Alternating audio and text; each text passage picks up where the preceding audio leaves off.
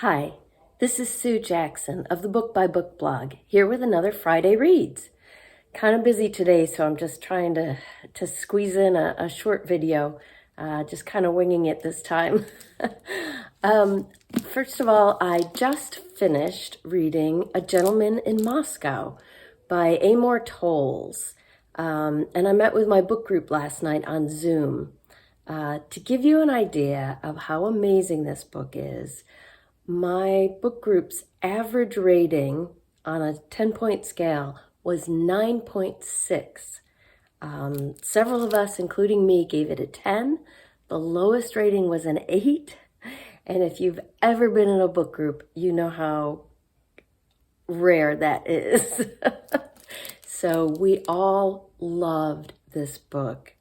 It's about a man in 1922 in Russia, Count Alexander Rostov, who has gone before a Bolshevik tribunal because he had written some poetry that was deemed revolutionary.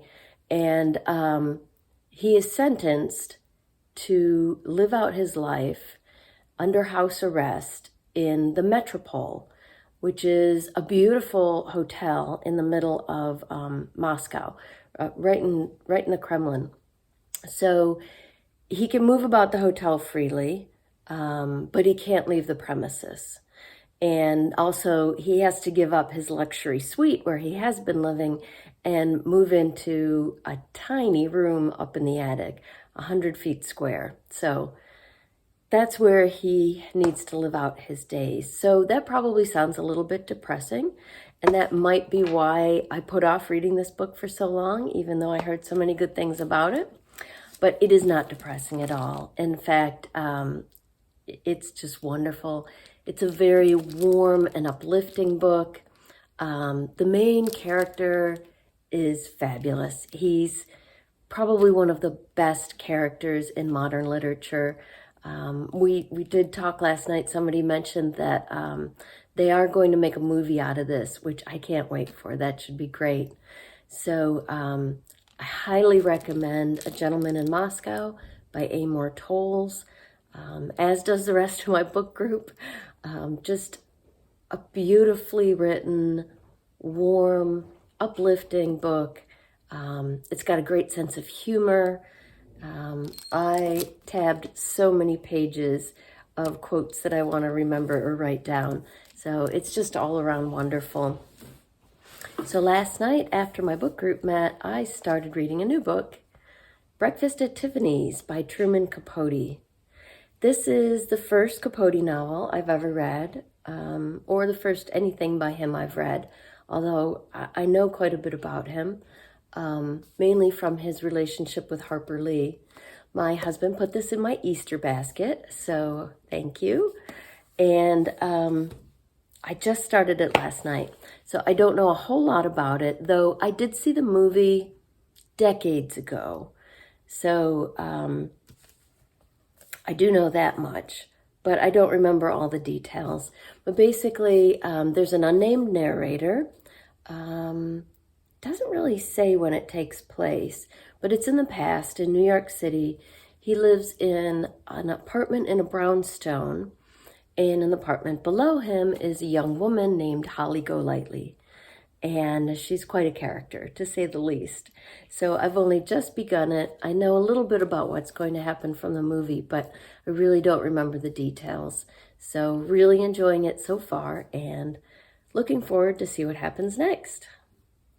And I've also just started a new book on audio, Forest Dark by, that always moves when I try to show it to you, Forest Dark by Nicole Krauss.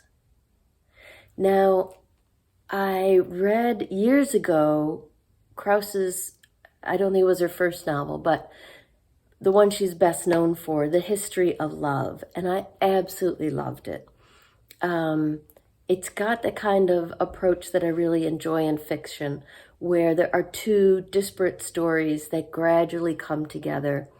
The History of Love, the title probably gives it away. That is something of a love story, and I just really loved it. Now, I also read her next book after The History of Love, Great House, and I didn't like that as much. It had that same kind of approach.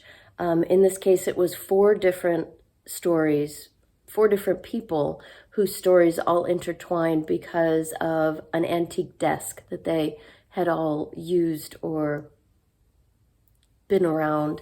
So I liked the setup of it, but that story was a lot darker. It was very bleak, and I prefer some hope and optimism in my novels. So I didn't like Great House as well as The History of Love.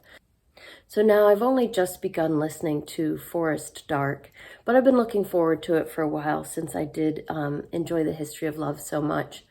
So far, this one begins with a man named Epstein who's gone missing in Tel Aviv, and his daughters travel there from the U.S. to find out what happened to him.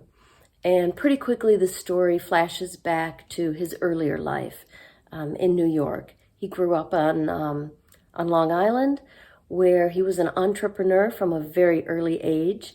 And the part where I am now, he's a businessman, very successful, becoming very wealthy.